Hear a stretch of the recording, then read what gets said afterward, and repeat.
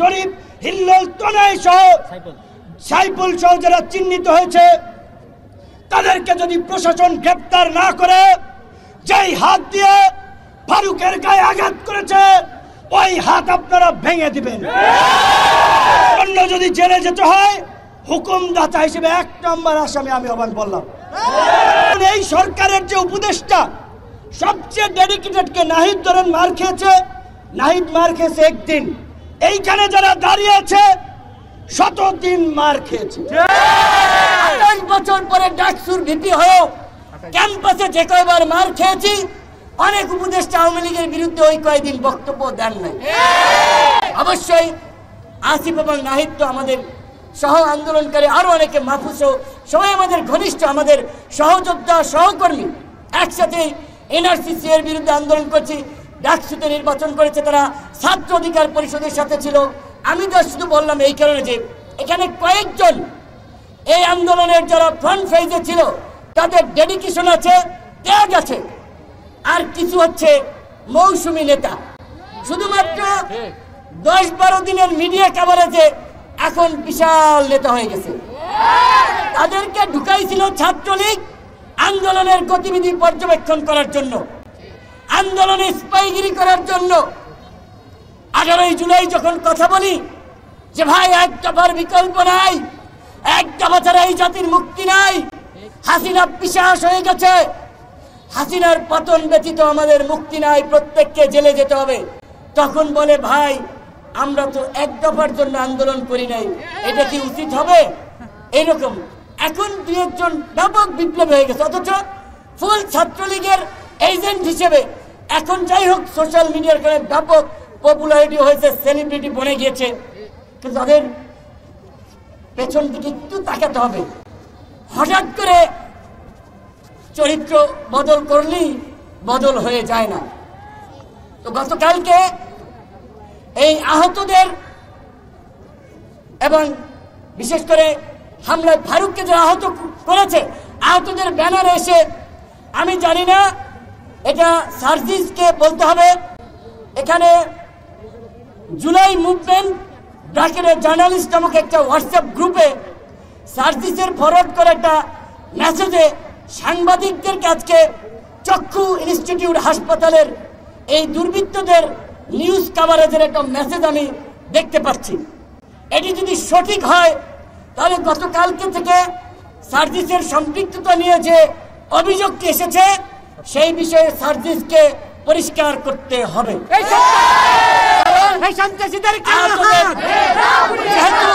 আহতদের চিকিৎসার জন্য ক্ষতিপূরণ দেওয়ার জন্য জুলাই ফাউন্ডেশন গঠন করেছে, সেটার তিনি দায়িত্বে আছেন, তাহলে তার সাথে এদের একটা সম্পৃক্ততা স্বাভাবিকভাবে আছে।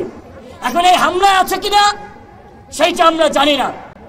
আমি পরিষ্কারভাবে আমাদের নেতা কর্মীদেরকে বলে দিতে চাই, ধৈর্যের সীমা ছাড়িয়ে গেছে, সহ্যের বাঁধ ভেঙে গেছে। আগামী 24 ঘন্টার মধ্যে এই হামলাকারী শরীফ হিল্লোল তনয় সহ সাইফুল সহ যারা চিহ্নিত হয়েছে তাদেরকে যদি প্রশাসন গ্রেপ্তার না করে, যেই হাত দিয়ে ফারুকের গায়ে আঘাত করেছে ওই হাত আপনারা ভেঙে দিবেন। তার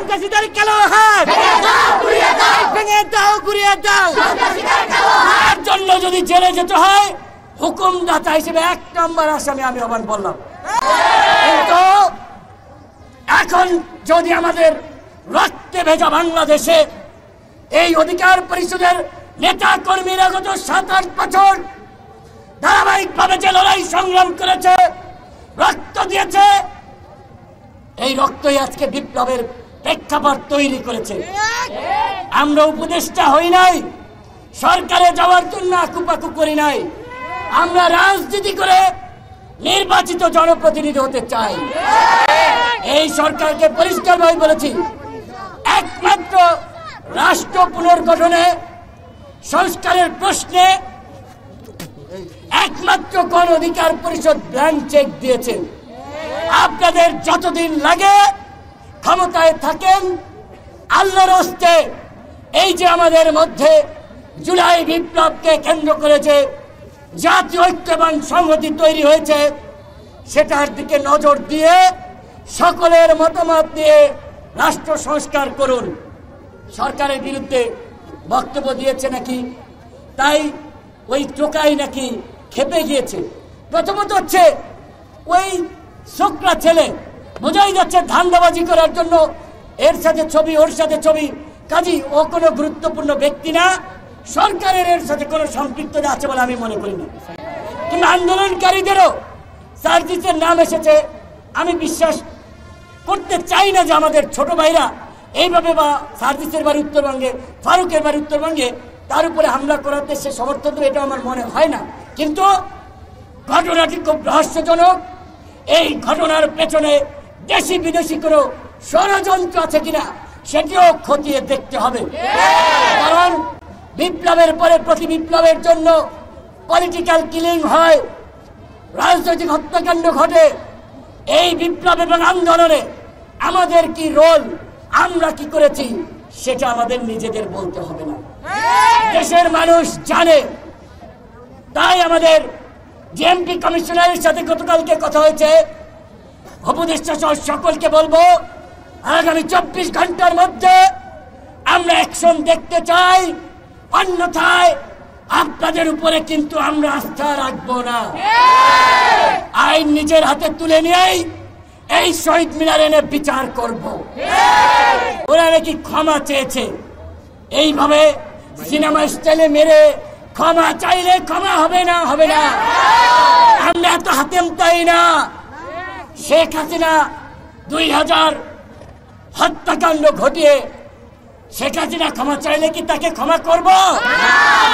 আওয়ামী লীগের ক্ষমা আছে?